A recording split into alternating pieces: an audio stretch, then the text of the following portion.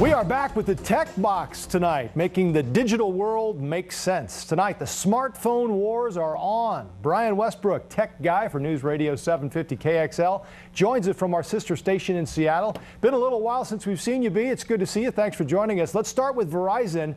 Been late finding an iPhone competitor, but now they're going after Apple big time. You know, that's right. Last year we heard about the BlackBerry Storm, and a lot of folks kind of panned it as a difficult to use device. It wasn't the iPhone.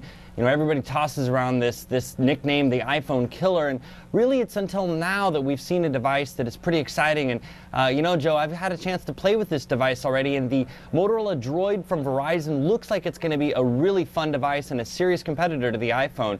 It's got some great features, a good touchscreen, a large display, and you know, why don't I just show it to you? Why don't I've got it right here. You do. The device actually was announced today in New York, and we've got one here on the show already. I'm going to demonstrate the voice search, which is, I think, my favorite feature.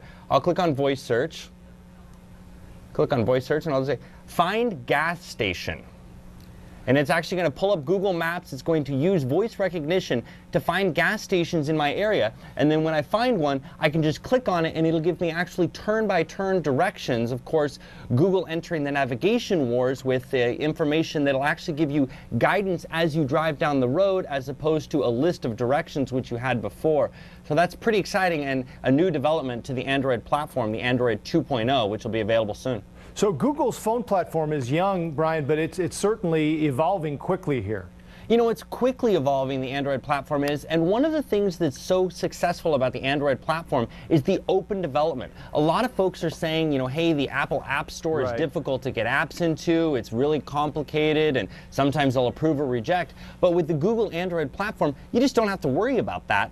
And of course, with the new enhancements coming out in 2.0, it'll make it that much easier. Google's certainly gaining a lot of momentum and competing with the iPhone, certainly. And tell us about their big navigation announcement. You know, the navigation announcement is a lot of fun. What you can do is you can punch in an address, you can actually just speak an address, you can give it your home address, you can say, hey, I want to get to the studio, and it'll actually give you turn-by-turn directions to get there. So no more of that turn left at this intersection, right at this intersection. It knows where you are, it guides you through it, and as you see on the screen there, it's actually giving you guidance to where you are along the freeway, where you are along. So this really competes with a lot of those standalone navigation systems that you may have now in your car. Right, so this means that T-Mobile, Sprint, and Verizon now all have Android phones in time for Christmas, right? Absolutely, and of course Christmas is a big shopping season for all of the big guys. T-Mobile's got one, Sprint, Verizon, they're all going to have an Android phone in time for the holidays.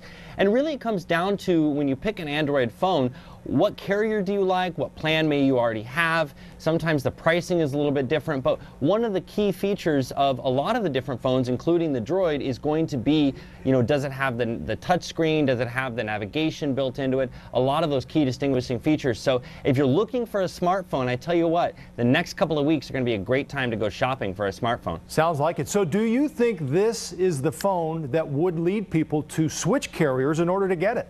You know, I'm asked that question a lot, Joe, and honestly, you know, you switch carriers for a lot of different reasons. Some people switch for a particular handset. Some people switch because they're frustrated. You know, no one single carrier works in every single area of the country, and sometimes you find you have better service with one carrier, your office or home. Sometimes it's another, and I really encourage folks to, if you're thinking about switching carriers, grab a friend that has a phone on that carrier, ideally the phone that you want to use. Try it out for an hour, make a phone call, you do it on your commute, and really give it a go, give it a run for its money, and see if it's going to work out for you. So often you buy a phone and you forget that there's a 14-day return policy often, and people get stuck with it and they're not happy with it, they're locked into a 2-year plan. So certainly do your research, try it out, give it a whirl, and see if you like it. Are you expecting anything new from Apple, Brian? You know, I don't think so. We've heard Apple's VP Phil Schiller say that there's not going to be any new announcements, that their holiday lineup is set. Now, whether that means it's been publicly announced or whether that means that it's just set and they haven't told us everything. We saw new MacBooks last week. We saw the iPhone 3GS earlier this summer. We've seen a new iMac. There's other new products. If we see anything, I suspect it may be on the professional line. Of course, that rumored tablet, you know, who knows? Will there be a tablet coming out soon? I don't think we'll see it this year, but we've been proven wrong by Apple before. It's hard to say what they're going to do. All right, we will listen for more on all of this tomorrow morning on News Radio 750 KXL and his tech blog as well. You'll find links on ours, of course, too. Brian Westbrook, thanks for taking the time. Don't be a stranger next time. Absolutely. We'll see you soon. You need to talk to Aaron. Get on the show more. It's always fun. I'm coming back in a couple weeks. All right. I'll be gone. Steph's back on November 5th. But you already knew that. I know. I did. Brian, good to see you, bud. Time for the web.